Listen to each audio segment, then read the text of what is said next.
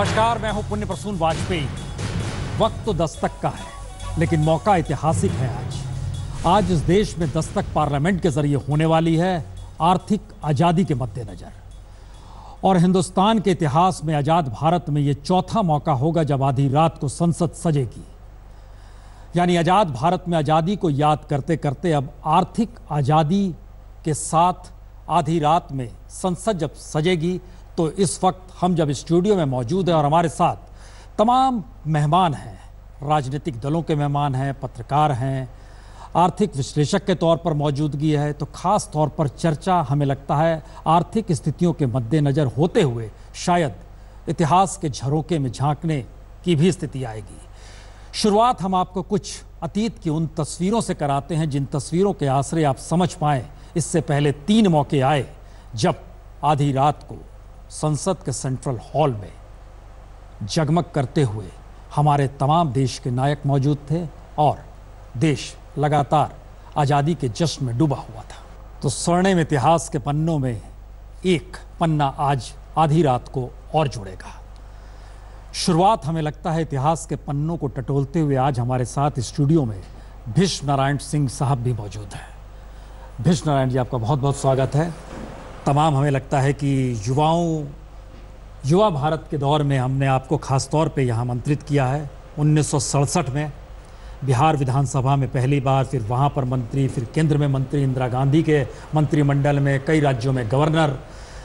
भीष्म नारायण जी, कभी आपने तो आज़ादी के उस दौर को भी देखा, समझा, महसूस किया। राजेंद्र प्रसाद जी के यहाँ आपका आना जाना लगातार लगा रहा, लेकिन इन 70 बरस में 3 मौके ऐसे आए जब आधी रात को संसद सजी, चकाचौंध हुई, देश ने आज़ादी की खुशबू को महसूस किया। कुछ याद आता है आपको किसी भी दौर में? 47, 72, 97? नहीं, याद तो आता ही है और स्वाभाविक है कि इसमें रुचि हम लोग लेंगे ही लेंगे, हमारे देश का सवाल है जी। और कोई बहुत बड़ा समारोह हो उसके तरफ ध्यान न जाए, ऐसा तो संभव नहीं है जी। और ख़ास करके जब आप 47 की बात कहते हैं, उस वक्त के, अब आप दिखाई रहे थे अभी, तो उस वक्त हम लोग भी आज़ादी के लड़ाई के वक्त के प्रोडक्ट कहिए, उस वक्त के हैं। गांधीयन फैमिली भी रही हम लोग की। अब टोपी कितनी थी वहाँ देख लीजिए, कमोवेश हर ने टोपी अब तो यहाँ तो अकेला ही टोपी में नजर आ रहा हूँ। तो इसलिए नहीं, ये ऐतिहासिक बात है इसलिए बता रहा हूँ। तो देखा है और याद भी आती है। और इधर भी जब समारोह हुआ उसमें भी हम चाहे शरीक हुए हों या नहीं हुए हों, लेकिन जानकारी रखने का तो बहुत मौका मिला है, शक ही नहीं। तो आज जब आधी रात को संसद सज रही है और वहाँ पर तमाम लोगों की मौजूदगी होगी, तो आप कैसा महसूस करते हैं? क्योंकि पहला मौका है जब आज़ादी को लेकर ये स्थिति नहीं है भीष्म जी। आर्थिक तौर पर आर्थिक आज़ादी शब्द नाम दिया गया है और पार्लियामेंट रहेगी, लेकिन कांग्रेस नहीं रहेगी उसमें। अब तो ये तो दलों का विचार है, आप जानते ही हैं। लेकिन हम लोग को उस दृष्टिकोण से नहीं देखना चाहिए। हम लोग को तो इस दृष्टिकोण से देखना चाहिए कि ये समारोह जो अब हो रहा है आज, वो एक कदम तो है ही है, क्योंकि 17 टैक्स वसूली के जो अब तक के सिलसिले थे उसमें 17, अब 17 नहीं रह के 1 हो जाएगा।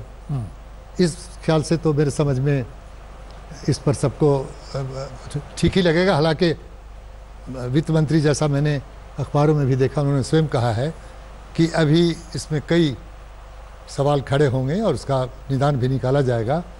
ये नहीं है कि ये बिल्कुल हम लोग आज की रात को उसके जश्न मना देंगे और उसके अमली जामा बिल्कुल पहना दिया जाएगा, ऐसा नहीं होगा, क्योंकि ये आर्थिक मामला है बिल्कुल। और वित्त मंत्री ने स्वयं भी कहा है इस बात को। अब जहाँ तक पार्टियों की बात, पार्टी पॉलिटिक्स से अब हम लोग ऊपर हैं, ये आप जान के चलें। क्यों, अब बिल्कुल हम जीवन भर कांग्रेसमैन रहे हैं, लेकिन गवर्नर रहे तो किसी भी पार्टी के नहीं रहे, ये भी आपको बता दूँ। 8 मुख्यमंत्री मेरे साथ काम किए हैं, आधे गैर कांग्रेसी, लेकिन उंगली तो नहीं उठी। 4 प्रधानमंत्री के वक्त में रहे। तो ये है कि राजनीतिक दलों को, मेरे समझ में, अब हम तो एक सीनियर आदमी है, 64 वर्ष समाज सेवा में हो गया। ये ज़रूर कहें कि बहुत सा चीज़ों में दल से ऊपर ज़रूर उठना चाहिए और राजनीति का स्तर उठाना चाहिए। ठीक है, चलता रहता है, लेकिन उठना ज़रूरी है मेरे समझ में, और ख़ास करके जब हम अपने से कम उम्र के लोगों को देखते हैं, क्योंकि इन लोग का हम लोग तो हो गया सच पूछा जाए तो हमारा तो आज के दिन यही कहना होगा कि दल से ऊपर भी उठना चाहिए और हर चीज़ को दलगत राजनीति में नहीं डालना चाहिए। आलोक जी, मेरे ख्याल से 1997 में जब 50 बरस हुए गोल्डन जुबली मनाई जा रही थी, पार्लियामेंट में आप भी थे जी। उस समय पत्रकारों को बहुत खास तौर पे आमंत्रित किया गया था, हमें याद है। ऐसे मौके जो होते हैं, खास तौर से पार्लियामेंट में हो रहा है, सेंट्रल हॉल में हो रहा है, और एक पार्टी ने कहा है हम नहीं आएंगे, बायकॉट भी कर रहे हैं, लग ऐसा रहा है कि पार्लियामेंट की मर्यादा जो है वो कम हो रही है। सुनिए, देखिए, मैं बल्कि 72 में मैं एजेंसी हिंदुस्तान समाचार में था, तो उस समय भी बहुत ही युवा, मैंने 19-20, हाँ, मैंने उम्र मेरी बहुत कम थी, 21 साल का, तब भी उस समय भी थोड़ा देखने को, और चूँकि प्रेस गैलरी में हम लोग बैठते तो सेंट्रल हॉल में जाने लायक हम लोग नहीं हुए थे, क्योंकि उसमें 20 साल होते जाते हैं। सो लेकिन ये है कि वो जो एक माहौल सब पार्टियों का एक जैसा, कुछ ऐसे मौके थे, मैंने अच्छा सही भी है, आज़ादी के 25 साल या गणतंत्र के 25 साल हों, 50 साल हों, उसमें जो अभी भीषम बाबू कह रहे थे, मैं इसलिए कहना चाहता हूँ कि ये सही है कि कुछ ऐसे मौके आते हैं जब बिल्कुल पार्टी से हट करके हों और हम सब, मतलब जन जन जिसको महसूस करे कि नहीं, इसमें हम सबकी भागीदारी है। ये इसलिए मैंने कहा कि 97 में भी लग रहा था हमें 50 साल पूरे हुए, एक जैसे कहते हैं ना कि अब हम वो एडल्ट हो रहे हैं, लेकिन इस समय ऐसा लगता है कि हम लोग ज़्यादा युवा हो रहे हैं, युवा राजनीति की तरह जैसे होता है ना, थोड़े से युवा राजनीति करने भी हम लोग आ गए हैं। ये अच्छी बात है कि युवा नेतृत्व तो मोदी जी हो या राष्ट्रपति जी, अरे वो भी खैर ज़्यादा उस तरह के बहुत कम उम्र के नहीं हैं, लेकिन ये सही है कि एक ये अंतर दिखता है। और मैं इसलिए, हो सकता है भूषण बाबू ज़्यादा कह सकते हैं, जब इसको आज़ादी शब्द पर मुझे भी, जब हम लोग चूँकि कई वर्षों से, तब भी ये माना गया था 97 का भाषण उठाएंगे, तो उसमें भी ये कहा गया कि देखिए हमें आर्थिक आत्मनिर्भरता की तरफ बढ़ना है। मैं कोट अनकोट अभी समय लाइन आपको बता, हम वो सपना अभी हमारा बहुत, मैंने चाहे जेटली जो मोदी जी भी कल तक के, उनके आज तक के जो भाषण है, उसमें बार बार ये कह रहे हैं कि उन गरीबों को हमें देना है जो बहुत बड़े संख्या में है। अभी भी 5 करोड़ का मान लो गैस देना है, तो उनमें भी 2 करोड़ को भी दिया है। सो मुझे लगता है कि जस्ट हम यदि जब आत्मनिर्भर जो हम देखते हैं, हो सकता है पता नहीं हमारे अपने जीवन में होगा या नहीं होगा, हो सकता है जो हमसे युवा हों उनके जीवन में देखने को मिले कि हम कह सकें कि हम बिल्कुल आत्मनिर्भर हैं। जब हम चीन को जवाब देने की बात कर रहे हैं आज सीमा पर, आज भी जेटली जी ने अपने कार्यक्रम में आपके आज तक में कहा, तो हम आज उससे बेहतर हम तब कह सकेंगे जब हम कह सकें कि हमारे यहाँ किसी को स्कूल की कोई भी आदमी 100% स्कूल जाने लायक है, जहाँ टीचर भी है, जहाँ इस अस्पताल में हर एक को इलाज भी है। वो आत्मनिर्भरता जब हमें दिखेगी, तब हम, आबादी हमारी हो सकता है चीन से भी ज़्यादा बढ़ जाए, क्योंकि अब तो धार्मिक गुरु भी कर जाएंगे, हमारे धार्मिक गुरु भी अब कहते हैं कि नहीं, आबादी बढ़ना चाहिए, ताकत बढ़ती है उससे। तो इसलिए उस दृष्टि से भी कहें, वो किस धर्म में कहते हैं मैं उस पर नहीं जाता, लेकिन सही बात यह है कि हम उस आबादी के साथ यदि वो जो हो, तो उसकी यदि शुरुआत, या तो ये कह सकते हैं कि हाँ, इतना मैं जरूर मानता हूँ कि एक बड़ा क्रांतिकारी कदम है अंतर्राष्ट्रीय ढंग से। इसलिए खाली हम उस बिंदु को जो आपने छेड़ा है कि हम उससे कैसे तुलना करें, तो मुझे लगता है कि उससे तुलना नहीं करना चाहिए। एक पंक्ति और कहूँगा, जब जैसे आप कार्यक्रम करते हैं, आप हर बार यदि इसी तरह से बनाएंगे तो लोग कहते हैं यार प्रसून जी आप ऐसे ही हमेशा करने लगे हैं। अब तो हो सकता है कि अगली बार देखने वाला सोचे अब रात को तो यही होना है। मेरा ये मानना है कि कम ऐसे अवसर होना चाहिए जब लगे कि सचमुच में हम एक बहुत बड़ी क्रांति हो रही है। बांग्लादेश बन गया, कल कोई एक बड़ी घटना दुनिया में हो जाती है। हमने परमाणु परीक्षण किया, हमने वाजपेयी जी के समय में हुआ, वो भी क्रांतिकारी था। इंदिरा गांधी के समय में हुआ, तब भी क्रांतिकारी। जिस बात का जिक्र निकल रहा है उसमें कांग्रेस पार्टी की गैर मौजूदगी, आप तो खुद मंत्री रहे हैं, संविधान की शपथ लेना, पार्लियामेंट में जाना, और पार्लियामेंट में गैर मौजूदगी, और ऐसे मौके पर जबकि मेरे ख्याल से तमाम विशिष्ट जनों को वहां पर आमंत्रित किया गया है। एक सवाल तो हर जहन में है कि पार्लियामेंट को लेकर, वहां के होने वाले कार्यक्रम को लेकर अगर इस देश में सहमति नहीं है, तो इसका मतलब यह है कि क्या संसद का भी इस्तेमाल राजनीतिक तौर पर किया जाने लगा है? निश्चित रूप से आप बिल्कुल ठीक बात कह रहे हैं। दोनों और तरफ से इसकी- हम कर रहे हैं। नहीं बिल्कुल, आपने भी किया। मैं हाँ चलिए बोलिए। हाँ और इसकी जिम्मेदारी पूरी सरकार की है, क्योंकि अगर हम देखें कभी भी संसद के अंदर इस तरह के आयोजन हुए तो वो देश के लिए हुए। आज जीएसटी के लिए जिस तरह से ये आयोजन किया जा रहा, एक आधी अधूरी तैयारी है। आज वित्त मंत्री जी ने कहा कि 65 लाख लोगों ने अपने रजिस्ट्रेशन कराए हैं, 3 करोड़ 65 लाख व्यापारी हैं, और एक तरफ जहां संसद में जश्न मन रहा, वहां पूरे देश भर के छोटे छोटे व्यापारी सड़कों पर हैं, बाजार बंद हैं। नोटबंदी का निर्णय भी हुआ था जिसमें 150 लोगों ने आत्महत्याएं की, और इसका भी दुष्परिणाम सामने आएगा। इतने अतीत में न जाइए, हम खाली ये समझना चाह रहे हैं, पार्लियामेंट को देखता है जब कोई, तो उसे नजर आता है कि अच्छा लोकतंत्र का मंदिर है जी हर कोई वहां पहुंचता है तो संविधान की शपथ लेता है। जी हम ये सवाल इसलिए कर रहे हैं क्योंकि पार्लियामेंट में आज सेंट्रल हॉल में पहली बार आधी रात में एक हिस्सा खाली भी रहेगा जो इससे पहले नहीं रहा है। दूसरी तरफ तमाम विशिष्ट जन वहां पर मौजूद भी रहेंगे और वो देखेंगे कि अच्छा राजनीति का स्तर ये भी आ गया है क्या, ये दुख है या नहीं है। नहीं, निश्चित रूप से इसकी जिम्मेदारी उनकी है जिन्होंने ये सेशन बुलाया है। Session okay. आज नहीं ठीक है, हम जरा प्रतिक्रिया लेकर संबित जी के पास आए। अतुल अंजान जी, लग रहा तो यही है कि संसद की मर्यादा खत्म हो रही है, सड़क की आवाज़ ज़्यादा बुलंद हो रही है। हाँ, कुछ ऐसे ही लग रहा है। ऐसा ही लग रहा है। समाचार पत्रों की भूमिका खत्म हो रही है, सच को दिखाने का दावा करने की, टेलीविज़न की परिस्थितियों को सोशल मीडिया लपक ले रहा है। नहीं वो आप जो झूठ बोलिए, यहाँ पर सब ऑन एयर है। नहीं सब वो हम आगे लोग बढ़ के रहा है, कहीं उसमें अमर्यादित भी सोशल मीडिया हो रहा है, तो कहीं वो social media anti social media भी हो रहा है।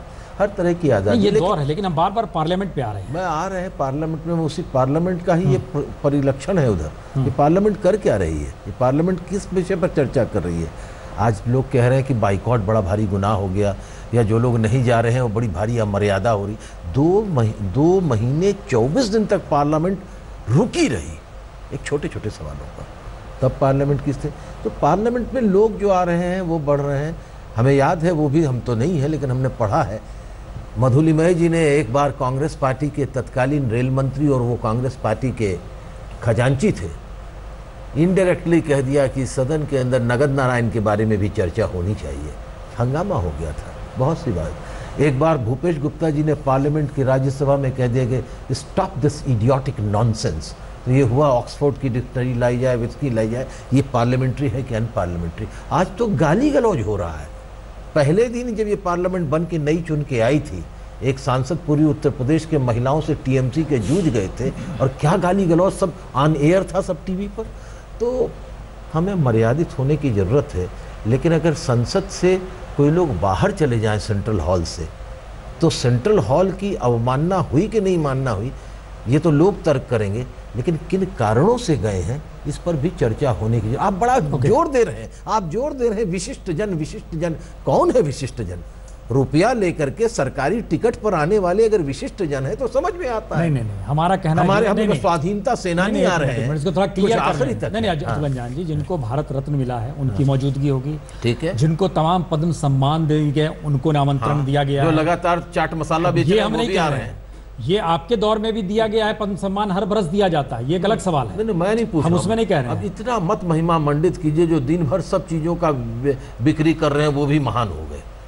24 घंटे मतलब हम एक कमोडिटी नहीं है, यानी ये सवाल कंज्यूमर है। इसका मतलब ये है कि संसद की मर्यादा उस रूप में ना देखी जाए जो आजादी के वक्त देखने का सपना नेहरू ने इस देश को दिखाया था। नहीं, संसद की ड्योढ़ी के पैर छू लेना और उसके बाद प्रवेश करना एक बड़ा उदात्त व्यक्तित्व की बात, और उसी संसदीय परंपराओं का निर्वहन न करना कहीं उस पैर छूने की, संसद की ड्योढ़ी को छूने की अवमानना नहीं है। संबित पात्रा जी, सत्ताधारी बीजेपी है मौजूदा वक्त में, और ये भी पहला मौका है कि आधी रात को संसद लगेगी, और ये भी पहला मौका होगा उस सेंट्रल हॉल में कांग्रेस के साथ कुछ और विपक्ष के दल की गैर मौजूदगी होगी, कुछ की मौजूदगी भी है।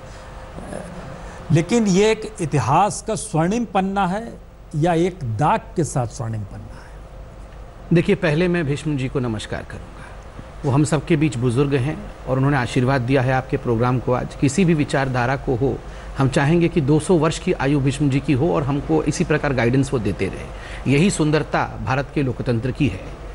और देखिए, मैं यहाँ पैनल में बैठा सबसे कम उम्र का, मैं अपने आप को मानता हूँ, आप भी हमसे कम हैं वैसे उम्र में, मगर मैं मानता हूँ कि मैं अभी बहुत नया हूँ, I am an infant in politics.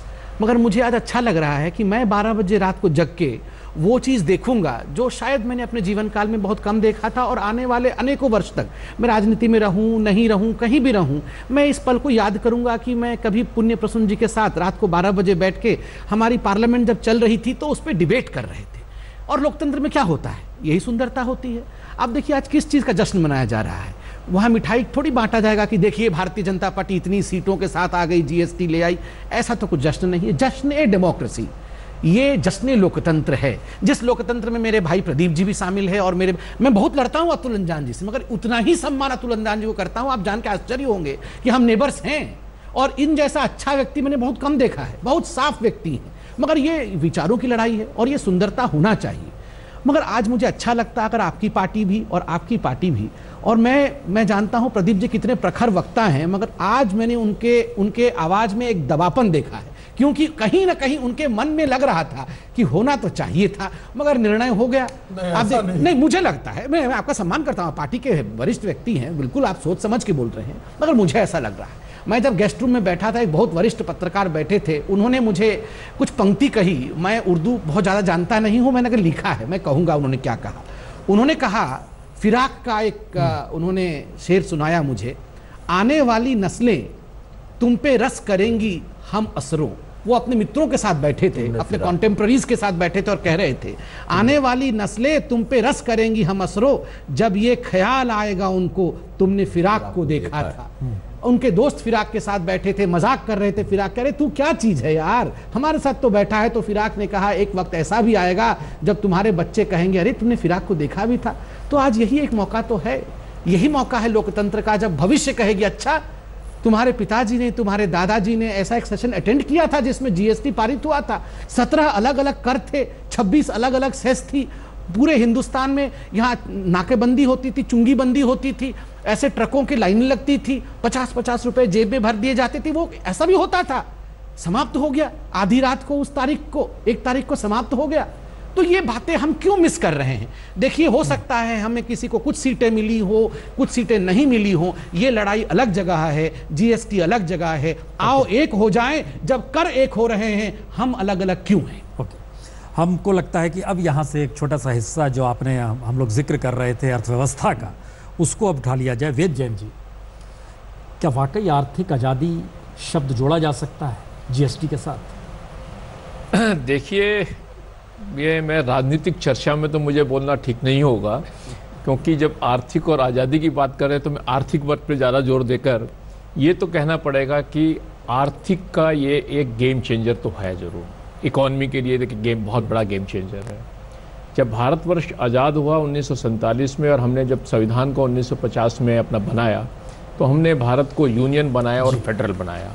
और फेडरल बनाया तो हमने स्टेट गवर्नमेंट को सबको ऑटोनॉमी फाइनेंशियल देने की कोशिश की, और उसी में जो लिस्टें बनी, जो कॉन्करेंट लिस्ट 2 लिस्ट बनाई, तो वो एक बहुत बड़ा हिस्सा। एक मिनट, आप जिस बात का जिक्र करके हमको लग रहा है अंशुमान जी को उसमें जरा सा डाल के हमको ब्रेक लेना है चूंकि, लेकिन आपने इसको गेम चेंजर शब्द दिया है, है ना, गेम चेंजर है। अंशुमान जी, अगर ये गेम चेंजर है तो 91 में पीवी नरसिम्हा राव ने जो इकोनॉमिक रिफॉर्म और मार्केट इकोनॉमी की जो शुरुआत की थी, वो क्या था? मुझे लगता है इससे बड़ा गेम चेंजर था, क्योंकि उस गेम चेंजर का, उस रिफॉर्म का फॉलोअप है। 91 में हमने सही ढंग से डिलाइसेंसिंग की, हमने पहली बार टैक्स रिफॉर्म इंट्रोड्यूस किए, हमने अपनी इकोनॉमी खोली, हमने लोगों को एफडीआई लाने की सुविधा दी। और जहां आज हम खड़े हैं जिस ग्रोथ पर खड़े हैं, जहां हम ये सोच पा रहे हैं कि हमको अगली कदम की तरफ बढ़ना है, जीएसटी उसका फॉलोअप है। लेकिन इसमें महत्वपूर्ण बात, पूर्ण जी, मैं एक चीज़ कहना चाहूँगा कि देखिए, हम उत्सव प्रिय देश हैं, हम किसी भी चीज़ में उत्सव मना सकते हैं, और हमेशा आने वाली सरकार पिछली सरकार से बड़ी लकीर खींचने की कोशिश करती है।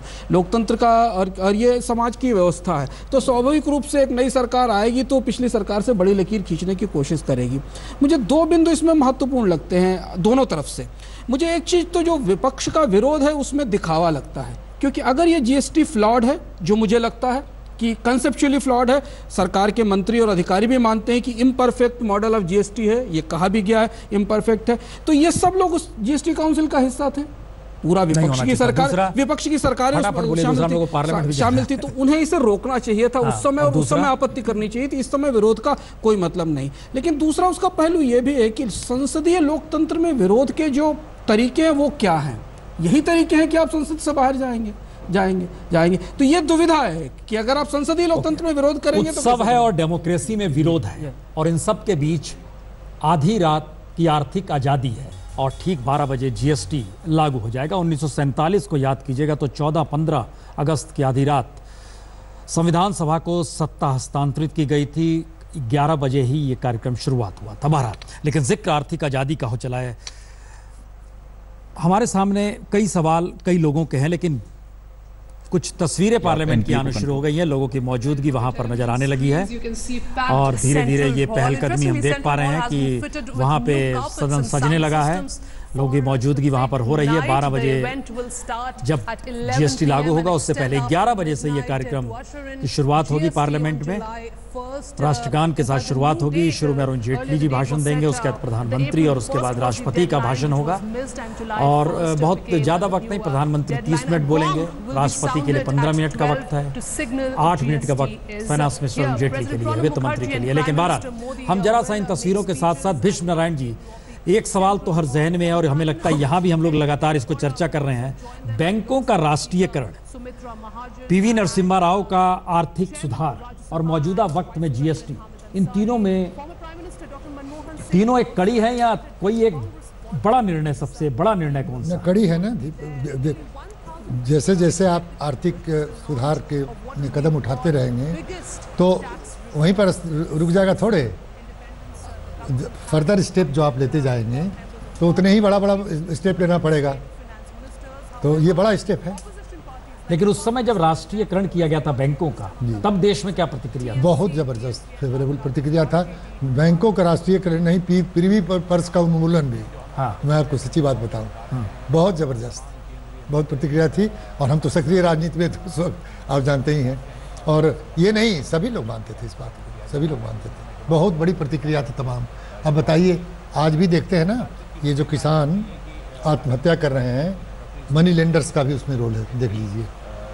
तो मनी लेंडर्स को रोल पर कितना बड़ा रुकावट, वो ख़त्म नहीं हुआ। इतना बड़ा मुल्क है, उस 100-125 करोड़ का, तो लेकिन उन पर लगाम तो लगा ही, क्योंकि अब उसको उन पर तो लगाम लगा ही ना। आप क्या बोलना चाह रहे हैं? मेरा कहना ये है कि ये आप जो कह रहे हैं बैंकों को राष्ट्रीयकरण और फिर जो 1991 में किया, लिबरलाइजेशन किया, ये किया, ये क्या है कि एक देश की इकॉनमी को आपको ग्लोबल इकॉनमी के साथ और चेंजिंग सिनेरियो के साथ इंटीग्रेट करना पड़ेगा। एक ज़माना था 1950 के बाद जो समाजवाद का, सोशलिज्म का जिसे नारा लगाया जो सब हुआ, और उसी के अंदर ये प्रीवी पर्सेस का अबॉलिशन की ज़रूरत पड़ी और बैंकिंग ये नेशनलाइजेशन आया। फिर जब 90s में जब इकॉनमी ग्लोबलाइजेशन होने लगी, mainly because of computerisation, communication improvement, transportation, तो लगा कि ये विश्व की राजनीति को, सब देश को जोड़ना पड़ेगा, तो लिबरलाइजेशन का ज़माना आया। उस लिबरलाइजेशन के बाद पता लगा कि देश के जितने राज्य हैं, इनकी मूवमेंट की भी कहीं ना कहीं इंटीग्रेट करने की जरूरत है। ये कड़ी दर कड़ी है, जो कड़ी दर है। आपको देश जैसे जैसे विश्व की परिस्थिति बदलेगी, आर्थिक परिस्थिति बदलेगी, आपको इंटीग्रेट करना पड़ेगा। इसीलिए मैं कह रहा हूँ कि ये बहुत बड़ा गेम चेंजर है। बड़ा सीमित वक्त है अभी हमारे पास। एक चीज और, तमाम नेताओं ने अपने अपने तरीके से नारे दिए, लेकिन जय जवान जय किसान का नारा ही हमेशा क्यों गूंजता है? इसलिए कि उसमें बड़ी भारी सफलता मिली लाल बहादुर शास्त्री जी की। हमेशा याद किए ही जाएंगे वो लाल बहादुर शास्त्री जी। लाल बहादुर शास्त्री जी थोड़े ही दिन के रहे, प्रधानमंत्री रहे अवश्य है, लेकिन वो तो भूले ही नहीं जा सकते हैं इस देश में। आलोक जी, प्रधानमंत्रियों की फहरिस्त में बहुत कम वक्त शास्त्री जी का रहा, लेकिन तमाम इंदिरा गांधी का रहा। ये जो होता है, आप उत्सव का जिक्र इन्होंने किया था, लेकिन हम उत्सव से आगे जा रहे हैं कि उत्सव को नारे की शक्ल देकर आने वाले वक्त के लिए एक पहचान के तौर पर बना देना, कुछ और याद आता है? देखिए, इंदिरा गांधी, लाल बहादुर शास्त्री, इवन अटल बिहारी वाजपेयी की भी कुछ ऐसे थे जो लोगों को, मतलब इस समय आप तत्काल आपने जो सवाल किया नहीं कह सकते, लेकिन नरेंद्र मोदी जी इस मामले में आप मानेंगे कि टॉप पर देंगे नंबर हम लोग। क्योंकि मुझे अपने आप यदि पुस्तकों में भी देखेंगे तो वो जिस तरह से नारे गढ़ते हैं, जो भी हो सकता है संवित जी बनाते हैं, मुझे नहीं मालूम कौन और उनके साथ करते हो, लेकिन ये सही है कि वो नारे गढ़ने में और उत्सव में, बल्कि हमने तो अमेरिका के उत्सव भी देखे हैं, जर्मनी के भी देखे हैं, वहाँ भी रहा, ब्रिटेन में भी आप उत्सव देखते हैं। लोकतंत्र के ऐसे उत्सव में विश्व रिकॉर्ड के लिए यदि माना जाए तो वर्तमान प्रधानमंत्री को माना जाना चाहिए। मैं इसमें प्रसून जी मैं एक बात कहना चाहता हूं, बोलिए हम जरा। वो नारे की जगह अगर हम जुमले कहें, क्योंकि नारे का मतलब होता था, अगर लाल बहादुर शास्त्री ने जय जवान हम उसके जय अलावा किसान कोई नारा कहा, हम जहन में बार बार सोचते हैं किस पॉलिटिशियन के साथ नहीं, जोड़े, लेकिन उसका मतलब और एग्जैक्टली गहराई वही होती क्यों थी। याद है, वही आज क्यों याद जुमला है, वही क्यों याद है। बाकी हर का जुमला रहा, गरीबी हटाओ जुमला, नहीं मैं वही गरीबी रक्षा हटाओ करता तो था ना, लगातार रक्षा काम यदि है। किसान करता है या रक्षा सेना सैनिक करता है, गरीबी हटाओ अगर इसलिए- नारा बोलिए, दिया तो उस पे काम हुआ। देखिए, आप जो कह रहे हैं कि नारे क्यों याद रहते हैं, इसका जो फिलॉसफी है ये बीज मंत्र का है। आप अगर छोटा सा बीज मंत्र करके देंगे तो जनता और लोग उसे मन में रखेंगे, बहुत बड़े बड़े पैराग्राफ्स याद नहीं रहते हैं। इसलिए जब जय जवान जय किसान का नारा दिया गया तो जनता ने 125 उस समय जो भी आबादी रही होगी उनके मन में बैठ गया कि देखिए 2 पिलर्स जिस पे भारत रेस्ट करता है, एक जवान जो सुरक्षा देता है, एक किसान जो अन्न देता है, और ये आज तक हमारे मन में है। और जब किसी भी पीएम का नारा कोई क्यों जहन में नहीं है? देखिए, इंदिरा जी ने गरीबी हटाओ का नारा दिया। हाँ, हाँ। इंदिरा जी के गरीबी हटाओ का नारा वो जुमला कैटेगरी में जरूर आएगा, मगर आज में नहीं, जुमले में अब आया। देखिए मैं इस पे आज का एक पावन दिन, आज बहुत बड़ा काम देखिए, क्योंकि आपने गरीबी हटाओ बोलने दिया जाए, जुड़ा हम लोग आज लड़ते नहीं हैं। उसी से मैं कंप्लीट कर लूं, उसके बाद जरूर आप संबित जी आपको दो नारे दे दूं आपको। मेरा सिर्फ इतना मजदूरों का नारा जो है वो कहना है कम कि है। आज का एक पावन दिन है। नारों का महत्व इतना होता है कि एक बहुत बड़े संदेश को छोटे में कहे, सबका साथ सबका विकास, हाँ। सबको लेकर आगे बढ़ना, एक कर एक राष्ट्र एक कर। आज का जो नारा है वो एक राष्ट्र एक कर। दिखाई देता पूरे है कि एक सबका साथ देखिए, सबका ये विकास। याद रहेगा हमें आने वाले व्यापारी वक्त में ना। देखिए व्यापारी एक राष्ट्र सड़क एक पे कर। एक और छोटा आप- सर सुनिए, छोटे से बच्चे को भी आप उसको जीएसटी में 17 सबस्यूम हो गया, 26 सेस थे, वो बच्चा नहीं समझेगा। मगर एक 5th क्लास के बच्चे को भी आप समझाएंगे, देखो एक राष्ट्र एक कर, तो वो अपने 20वें साल में भी जब जाएगा तो याद करेगा फलाने तारीख को एक राष्ट्र एक याद कर रहेगा, हुआ आप कह रहे हैं ना। अच्छा संबित जी, यही जम्मू तो कश्मीर नारा- हमारा ऐसा नहीं है जरा क्या? पॉलिटिशियन की राय हम लेते जम्मू चले, कश्मीर हमारा ऐसा बताइए। नहीं है। सवाल पूछा और जब किसी जो- भी का नारा क्यों जहन में नहीं गूंज पाता है, उस वक्त के साथ वो खत्म हो जाता है। मेरे ख्याल से जब लाल बहादुर शास्त्री जी प्रधानमंत्री बने, वो किस पृष्ठभूमि में, जवाहरलाल नेहरू जी की मौत, चीन का हमारे ऊपर आक्रमण, देश संतरास की स्थिति में, कांग्रेस पार्टी में लीडरशिप को लेकर के लंबी लड़ाई, और उसके साथ एक जबरदस्त खाद्य संकट और सीमा पर सुरक्षा का सवाल। शास्त्री जी ने इन दोनों को जोड़ के जो कहा, वो देश के वो लोगों चिंतन के जहन साथ में जोड़ झुक गया। गया। अब इसका दूसरे हिस्से पर आइए। और मैं हम एक मिनट एक बार जो समाजवाद आपने कह दिया और ये जो बैंकों का राष्ट्रीयकरण कह दिया, मैं आपको कह रहा हूं बदलती तस्वीर कैसी है। जब बैंकों का राष्ट्रीयकरण हुआ, उस समय राष्ट्रीयकरण के बाद उन किन परिस्थितियों में मैं नहीं जानना चाहता, इंदिरा गांधी तैयार नहीं थी, न तो बैंकों के राष्ट्रीयकरण के लिए तैयार थी और न ही वो राजा रानियों के प्रीविपर्स के लिए थी, लेकिन परिस्थितियों ने मजबूर, इंडिकेट सिंडिकेट ये वो, मोरारजी देसाई वगैरह वगैरह। लेकिन एक बात आप समझिए, जब बैंकों का राष्ट्रीयकरण हो गया पास, तो उस समय भारतीय जनसंघ के अध्यक्ष थे बलराज मधोक जी, और 5 सदस्यीय संसदीय समिति के इस ग्रुप के अध्यक्ष के नेता थे अटल बिहारी वाजपेयी जी। दोनों ही लोग सुप्रीम कोर्ट में बैंकों के राष्ट्रीयकरण के खिलाफ याचिका दायर करने गए थे, और याचिका हुई, सॉलिसिटर जनरल की तरफ से बहस होने के बाद भी उत्तर नहीं हुआ।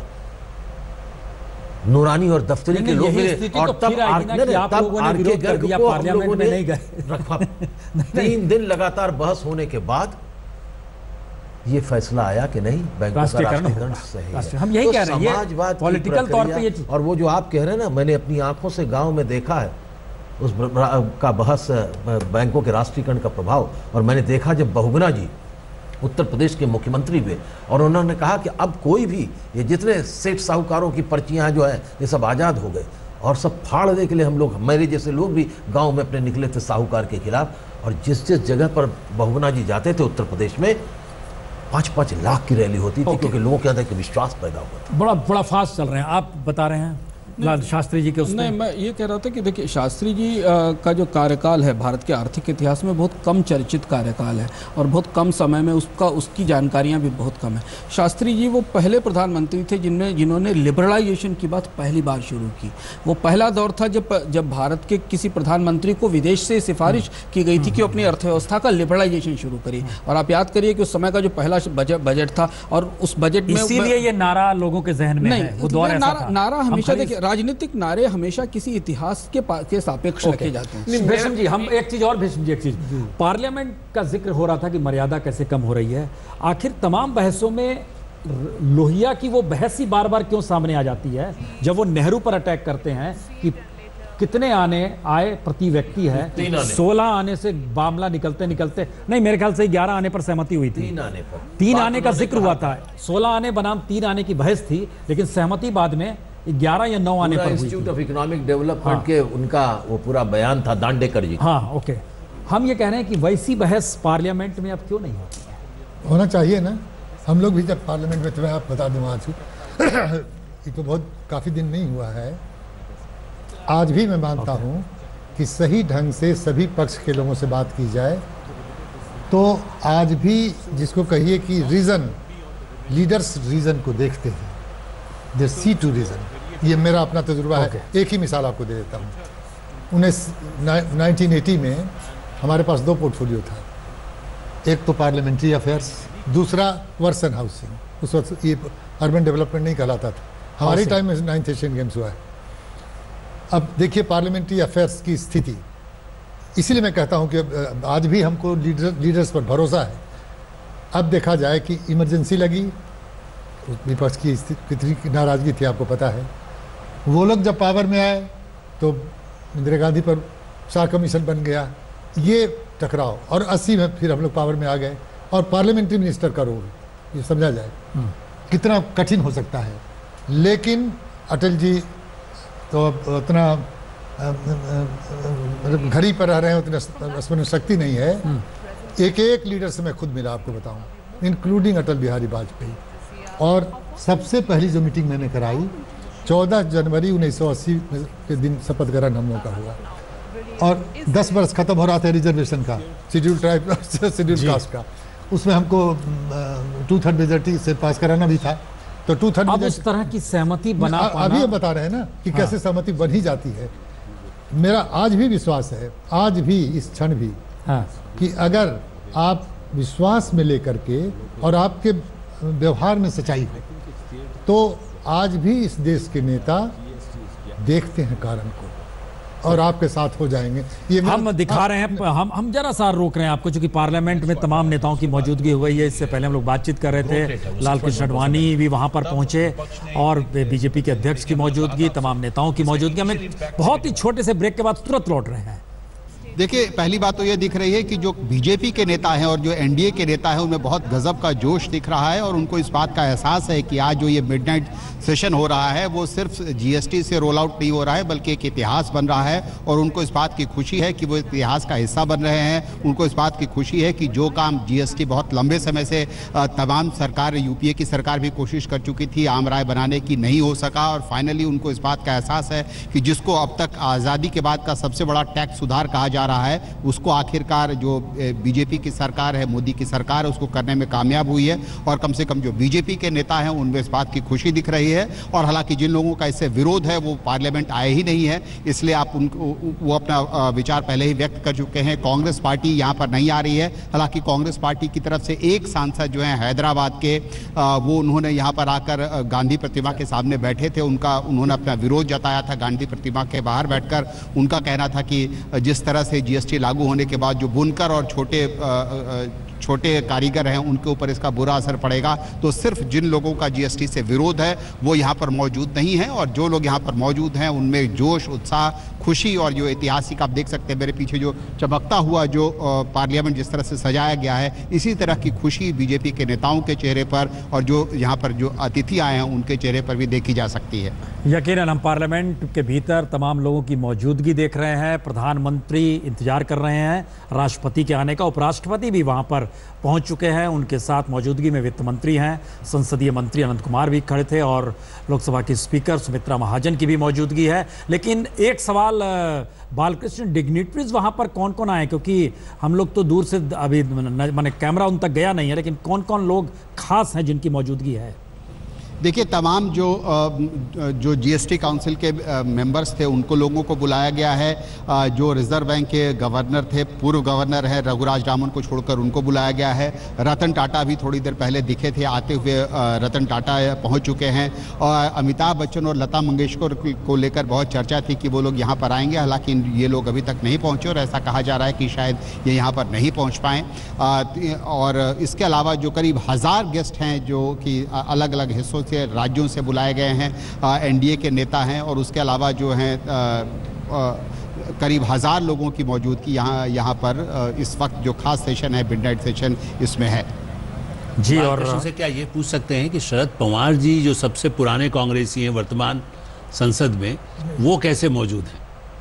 शरद पवार की मौजूदगी है, इसलिए मैं जानना चाह रहा था। मतलब आप यदि पूछें बालकृष्ण कुछ बता सकते हैं? हाँ, बालकृष्ण, कुछ बात हो पाई? शरद पवार चूंकि कांग्रेस का ना होना, लेकिन शरद पवार की मौजूदगी, एनसीपी का उस पर सहमति जताना। देखिए, इसको लेकर के जो कांग्रेस ये कोशिश कर रही थी कि तब इसमें से कोई भी जो विपक्षी पार्टी है वो नहीं जाए। कांग्रेस इस बात को लेकर, आपने देखा होगा कि राहुल गांधी ने कहा कि ये जीएसटी नहीं, जीएसटी का तमाशा बनाया जा रहा है। और कांग्रेस पार्टी की ये कोशिश थी कि इसमें जो है कोई भी विपक्षी पार्टी नहीं जाए, लेकिन कांग्रेस की ये कोशिश पूरी तरह से कामयाब नहीं हो सकी। न सिर्फ एनसीपी, बल्कि आपने देखा कि समाजवादी पार्टी को लेकर चर्चा थी कि वो जाएगी कि नहीं जाएगी। आखिरकार समाजवादी पार्टी ने फैसला किया कि उसमें जाएगी। हालांकि बीएसपी इसमें नहीं जा रही है, आरजेडी नहीं जा रही है, लेफ्ट पार्टी नहीं जा रही है। एनसीपी ने फैसला किया कि वो इसमें जाएगी। हालांकि कुछ पार्टियां, जैसे समाजवादी पार्टी का ये कहना था कि वो जीएसटी जिस तरह से लागू किया जा रहा है उसका वो विरोध कर रहे हैं, लेकिन वो जीएसटी के इस समारोह का हिस्सा बनना चाहते हैं। तो इसको लेकर कांग्रेस की जो कोशिश थी कि चाहे वो शरद पवार हो या दूसरे नेता हो, कोई भी विपक्षी पार्टी नहीं जाए। अच्छा, शरद पवार भी नजर आए और राम गोपाल भी नजर आए, नीतीश कुमार तक कैमरा नहीं पहुंचा, वो नहीं आए हैं क्या? नहीं, नीतीश कुमार नहीं आए, लेकिन उनकी पार्टी से लोग यहाँ पर आए हैं। जेडीयू ने ये इस बात को साफ कर दिया था कि वो इसका बहिष्कार नहीं कर रहे हैं। शरद यादव की मौजूदगी? शरद यादव, प्रसून, मैं आपको थोड़ी देर में बता पाऊंगा। शरद यादव आते हुए नहीं दिखे, लेकिन जेडीयू ने इस बात को साफ किया था कि वो इसका बहिष्कार नहीं कर रहे हैं और उनके पार्टी के लोग यहाँ पर, उनके प्रतिनिधि